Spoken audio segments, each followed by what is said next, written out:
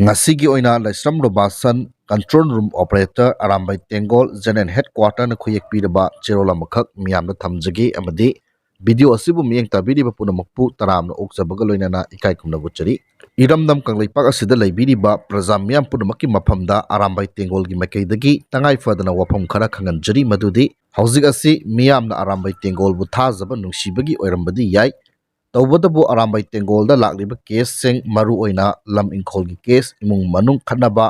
फुना चैनबगी केस मरु ओट पखोटपगी केस पैसा तोंथुक तोंजिनगी case मसिदसु नतना मखल अमत्तगी case अमत्ता Arambai तेंगोलदा पाइनबा हाइबिरक्तनबा हाइजरी मसी high हाइदुना प्रजा मियामना वरौबिगनु इरमदा मसिगी अमदी मितै खुनाइगी फनबा चंगसिनबा नतना मखल अमत्तगी केससिंग अरामबाई तेंगोलदा हाइबगी महुत्ता मरी लैनबसिंगदा ओइना हाइबिनबा हाइजरी Arambai Tenggol gi lebiriba unit singnasu Arambai Tenggol General Headquarters ki ayaba yaudana Makhal Amatagi case paiba mi kaukhatpana chingba sing taudana bahajari makhatana Arambai Tenggol General Headquarters ki ayaba yaudana lona thabak torumba thoklabadi thabak sing adu Arambai Tenggol ga mari amata lainaroi maduda tholakpa afapata daita punamak isha na pujagadabani amasung senaramba miyoi khudingmak Arambai Tenggol na khudakta akanba disciplinary action lokhatkani hairi Makha Satharakpada ATG Luching Purel Korongan Bakhuman gi PS post amakhak lokhotcharaga miyamda thamjige MLA Minister Police Naharon Lairaba ina khunba Lairik Haiba Haitaba Ahal Angang Maitai Punamak Aikhoi Maitai si choi na tariba sing pulap punsinbada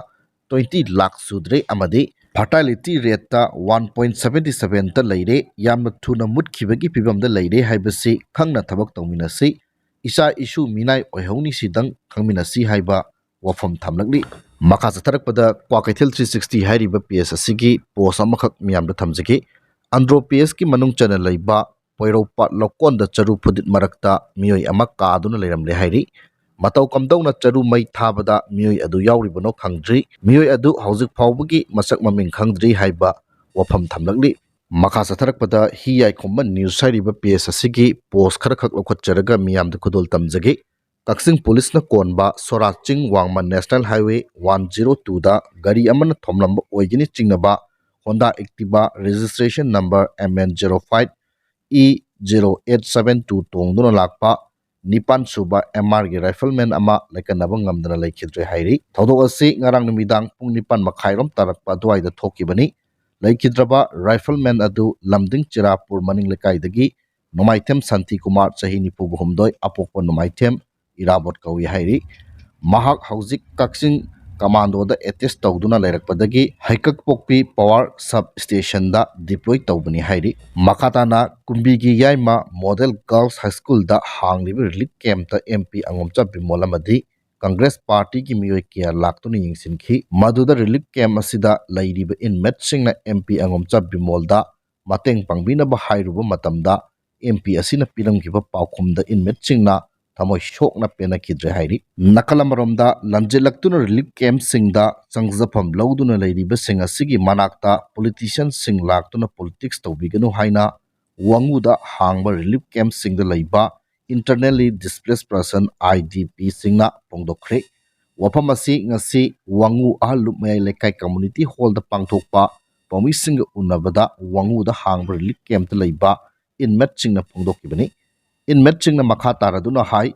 Manipur Sakar Amadi kumbi AC gi MLA na ngasi phawba mafam asida leiriba IDP singi awat apa kaya yengsinduna lakli ikhang khangawdana paw amata piraktana Lok Sabha gi MP Bimol Akoijam Sugunu AC gi MLA ke Ranjit Amadi Congress Party gi miyoi kaya wangu gi relief camp ta leiriba inmate singbu unaba lakhi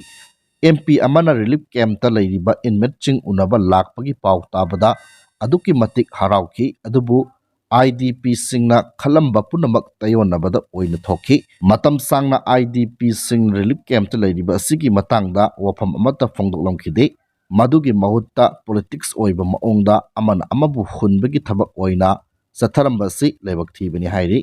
relief camp ta politician singna laklaga politics sanabagi wangang biganu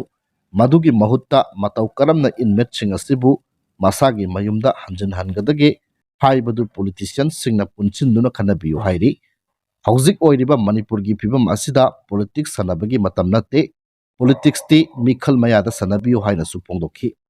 aroiboina Imphal West District ki manung sana leiba Tenggol area da security gi apunba combine team mamana thibu humbagi thabak satabada kulai paiba singna lotchen dunu thalamba oigini chingnaba magazine yawba 9mm carbine machine ama grenade launcher ama magazine yawba 9mm pistol ama 36 hand grenade manga kapa yaribe maru taraga mathoi